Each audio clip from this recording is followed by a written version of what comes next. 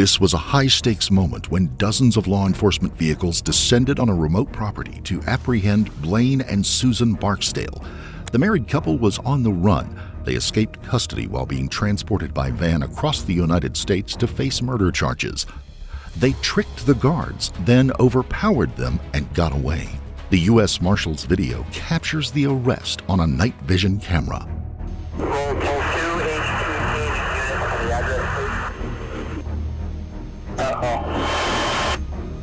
Pepper ball or something deployed. They got hands on him now. Like less lethal deployed. Join us as we investigate this haunting case involving the Barksdales and examine the events that led up to this dramatic conclusion.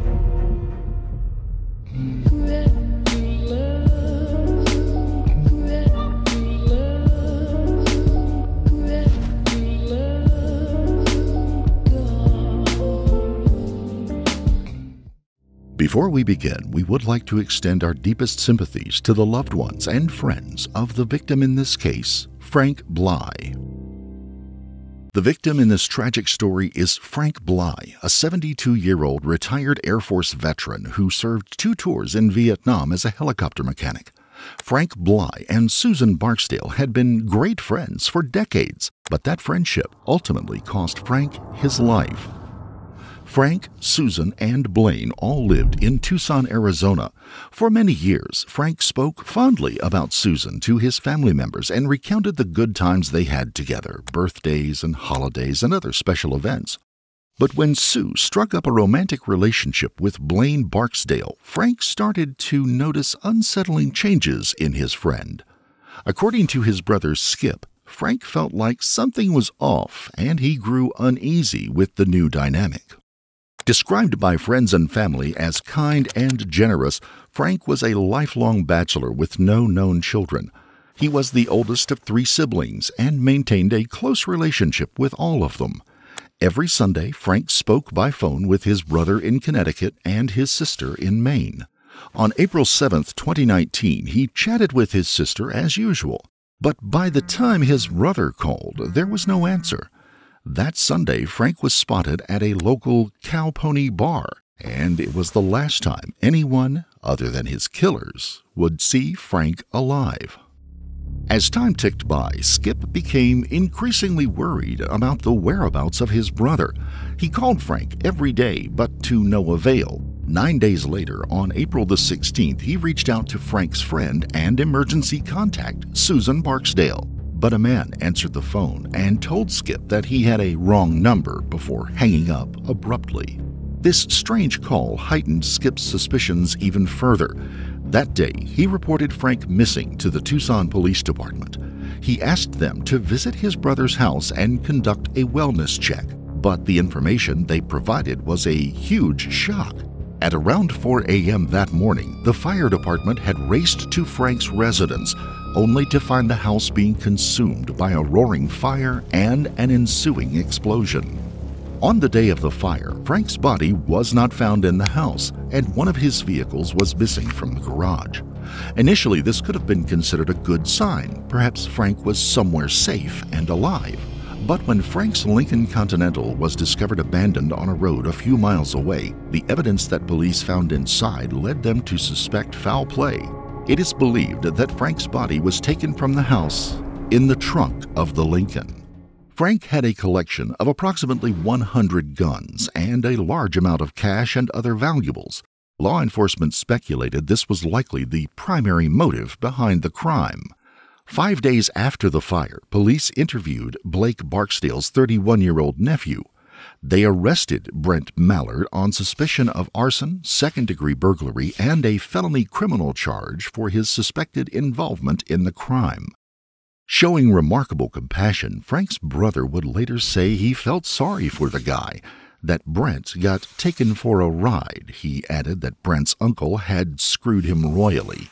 He got caught in the middle of something. Skip believed the nephew had no choice but to follow Blane's commands or risk dire consequences. By May, police had identified 55-year-old Blane and 58-year-old Susan Barksdale as suspects in Frank's disappearance, and issued warrants for their arrest. But before the pair could be taken into custody, the Barksdales fled to Arizona and then headed for New York State. It is believed the couple sold about a third of Frank's guns along the way to fund their escape. The camper was discovered in an industrial park in Henrietta, New York, when it was flagged by a license plate reader. U.S. Marshals and the Monroe County Sheriff's Department arrested the couple on May the 24th. Henrietta is a suburb 12 miles from Rochester, New York, and 75 miles from the Canadian border. Police believe the Barksdales traveled there to connect with someone they knew from Blane's gang connections. Perhaps they were intending to flee to Canada, but when they arrived, Blane found out that his contact had died. For 3 months, the Barksdales were held in upstate New York in the jail while they awaited extradition back to Arizona. They were wanted on charges of first-degree murder, first-degree burglary, arson of an occupied structure, theft of means of transportation, criminal damage, and prohibited possession. But their extradition didn't go smoothly. On August the 26th, they managed to escape in Blanding, Utah, while they were being transported back to Tucson by a private company contracted to provide this service to law enforcement agencies. Security Transport Services is based in Topeka, Kansas. A third prisoner who had been picked up in Kansas City was also in the van with the Barksdales. My understanding is when they left the jail that morning to leave for Arizona, that they were in a belly chains, and right outside in Utah, the Barksdales complained that they had intestinal issues, and they needed to go to the bathroom. And when they pulled over in the van to let them use the restroom and take care of their personal needs, that's when they overpowered them and forced them into the back of the van and left the area. The third prisoner, who was being transported to Tucson, was very cooperative. He was wanted in Pima County for improper use of credit cards. There wasn't a violent crime, and he had this individual had an opportunity to also escape, but he wanted nothing to do with this situation and cooperating with law enforcement. The Barksdales used the guards' keys to free themselves from the belly chains constraining them. They drove the van to a sparsely populated remote Arizona town in Apache County to pick up a friend's truck for the next leg of their getaway. The guards, a man and a woman, were not carrying weapons, but there was a handgun in the van's lockbox. The Barksdales didn't take it, perhaps unaware that it was there. They stole about $30 in cash that they found in wallets. The Barksdales did not physically injure the guard, but they did leave them locked in the van, abandoned in the desert, not knowing where they were. It had to be terrifying for them to not know how they would escape the metal box that now contained them. The guards escaped their predicament by kicking out one of the van's windows, but by that time the fugitives had a significant head start. The Barksdales were now driving a red 2004 GMC Sierra pickup truck heading to parts unknown. The chase was on, and a nationwide manhunt was launched. After the guards reported the prisoner's escape, the Arizona Department of Transportation began flashing alerts along the state highways on digital messaging boards to alert the public to be on the lookout for the escaped prisoners. 2 weeks passed, but the Barksdales remained at large. We believe, based on tips, calls into the Marshal Service, from informants, from interviews, that the Barksdales were possibly in the east of the Snowflake area. And east of Snowflake, Arizona, several miles, and going for probably 20 miles, are a lot of people who live off the grid.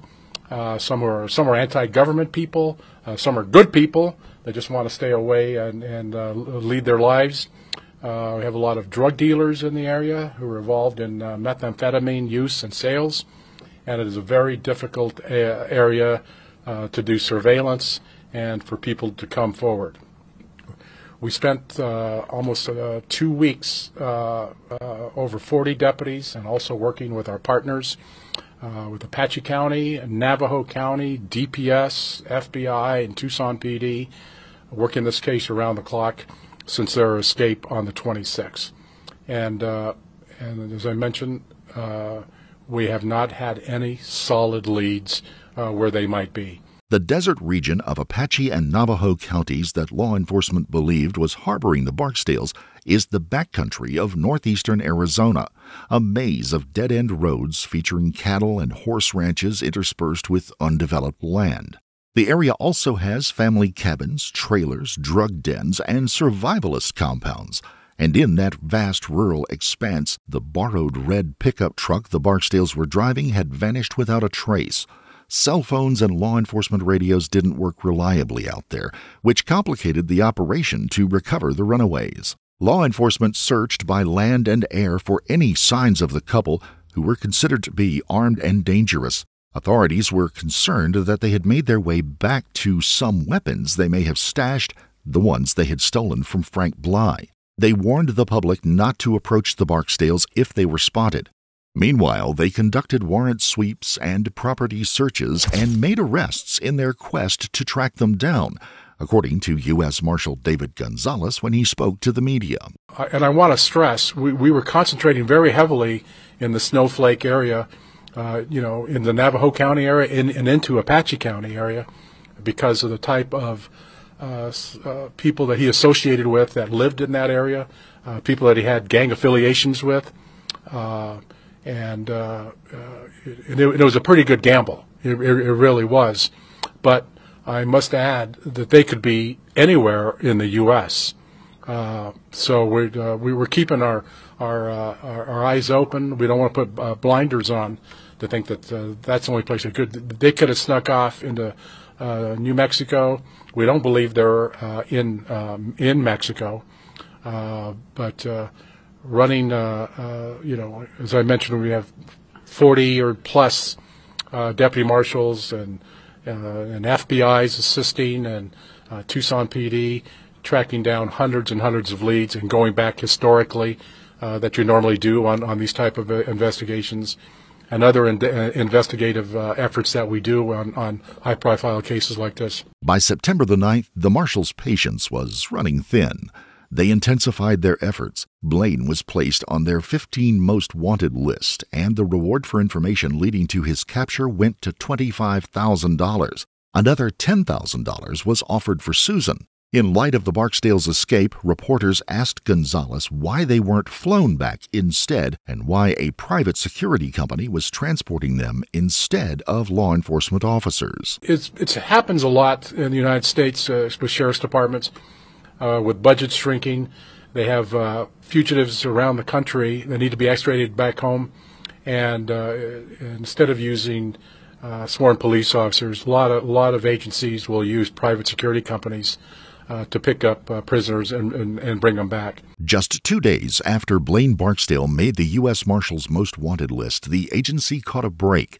Based on information received from a tipster, the U.S. Marshals, assisted by the Navajo County Sheriff's Office, tracked the couple down at a remote rural residence of a friend in Gila County. They were hiding out in Pumpkin Center. More than 50 law enforcement officials descended on the 1-acre property, including members of the U.S. Marshal Service, the Department of Public Safety, and the sheriff offices of both Gila and Navajo counties. After the marshals ordered them out, the homeowners emerged first. Then Susan Barksdale exited the home shortly after, visibly tearful and distraught. She confirmed that her husband was inside, but for several minutes, Blane refused to come out. It took a while, and although he initially complied with the officer's commands, his demeanor changed as he got closer to the police officers. A deputy U.S. Marshal used a stun gun and multiple beanbag rounds on Blane before he was handcuffed and taken from the scene. Gonzales later recounted that as Blane was being booked into jail, he turned to the troopers and bailiffs and warned, "Be careful, it's dangerous out there." Back in Tucson, one of Frank's neighbors was relieved that the fugitives were in custody, but he also expressed regret that the life of their friend and community member had ended so violently and senselessly. Frank's brother Skip was left to wonder why all this happened. I'm happy that they're caught. I'm sad that they did this to him. I wish they didn't. It's a tragedy. I mean, he's a Vietnam vet. He served Vietnam. He got on the Air Force Reserve. He served his country. I don't think I never ever heard him once say anything bad about anybody. Even Sue. He liked Sue and everything that what she did and everything. But you know, as far as I'm concerned, that when she met Blane, she turned into the Black Widow. The COVID pandemic slowed the court system down, so the Barksdales served 3 years before their case was resolved. With the evidence stacked against them, they made a plea bargain with prosecutors. Susan Barksdale pled guilty to 1 count of manslaughter in November of 2021, and Blane pled guilty to 1 count of second-degree murder in December of that same year. Blane received 22 years, and Susan got 5, with credit given to both of them for their time served. Brent Mallard, Blane's nephew, pled guilty to arson charges for burning Bly's house to the ground. In 2022, he was sentenced to 7 years of probation and ordered to complete a drug and alcohol treatment program. In a heartbreaking twist, it turns out that Frank Bly had given his close friend Susan a pivotal role in his after-death arrangements. His brother Skip spoke about the irony in his impact statement that was broadcast remotely to the courtroom. But Sue, she was going to be the executor of my brother's trust. Some reason, my brother had the trust, all the Bible, the information in his house, and Blane and her stole it. And they went in somewhere, I mean, it was in one of the reports, and they went somewhere, and I guess they went through the thing, and they ended up burning the whole thing. Now, that was my brother's life, and his last wishes were up in flames. As a special term of the plea deal, Blane was required to reveal the location of Frank Bly's remains. The information he provided led law enforcement to Frank's body being discovered deep in the Salt River Canyon on January 4th of 2022, where he had been lying since 2019. Frank had been thrown over a guardrail. A belt and a small knife Skip had described as belonging to his brother were found with the body. Blane and Susan gave statements to the court during their sentencing hearing and apologized to Frank's family.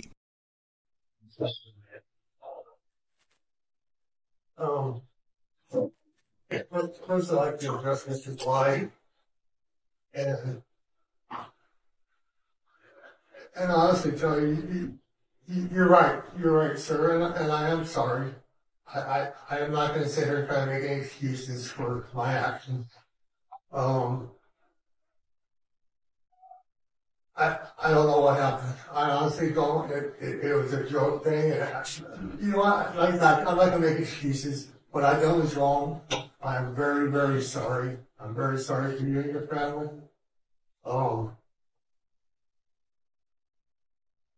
Nothing I can say or do is going to change what happened. I wish I could. I truly wish I could.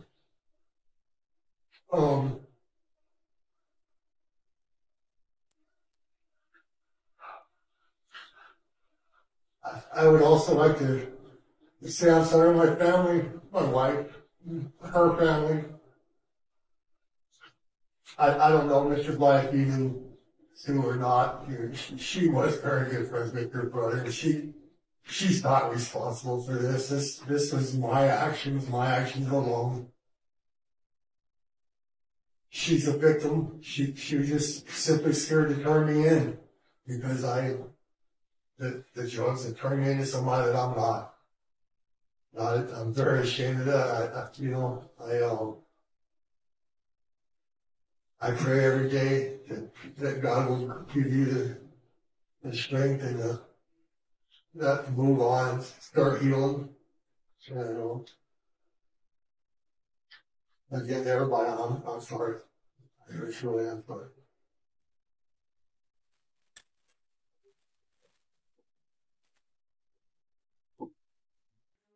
I just wanted you to know that I've never heard anybody in my life. And Frank wasn't your friend of mine for many years. I'm sorry I didn't get help. I don't see a day in the future that I won't be afraid. I'm not sorry. I'm sorry. Like, I'm sorry about me.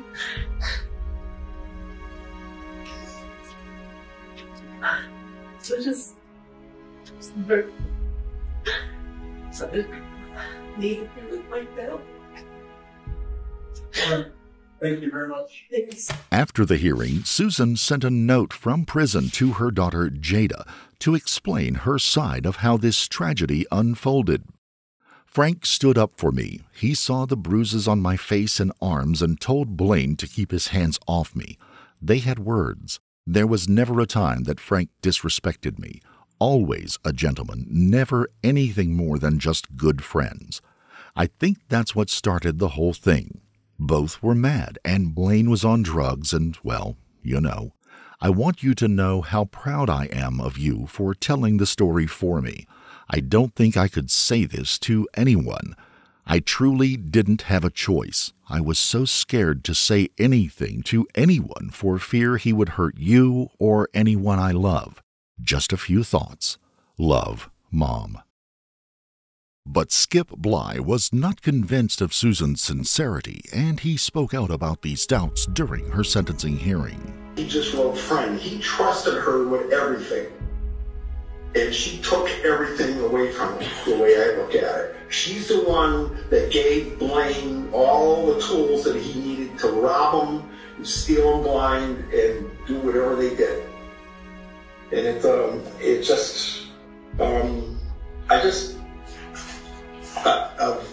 between the two of them, she's the one I have absolutely no value in at all. She's absolutely worthless in my book. And there's nothing else to say. I mean, she betrayed my brother, she betrayed our family, and she betrayed her own family. And that's all I got to say. Thank you, Mr. Frank grew up in Goshen, Connecticut, a quaint New England town of about 3,000 people. He moved to Arizona many years before he died to escape the cold weather. In death, he would eventually end up back in his hometown. After 3 agonizing years of not knowing where Frank's remains were, the family was finally able to bring the body home and lay him to rest on a cloudy, drizzly day in May of 2022. An honor guard attended the funeral to recognize Frank for his military service. The touching farewell song traditionally played at the graves of those who had served in the American Armed Forces was played on a bugle at the memorial service. If you found this case compelling, don't forget to like the video, comment down below and give us your take on it, and please subscribe to the channel. Also, hit the notification bell in order to stay up to date each time we reveal a new shocking case. Until next time, stay safe and keep your eyes peeled. You never know what's lurking in the shadows.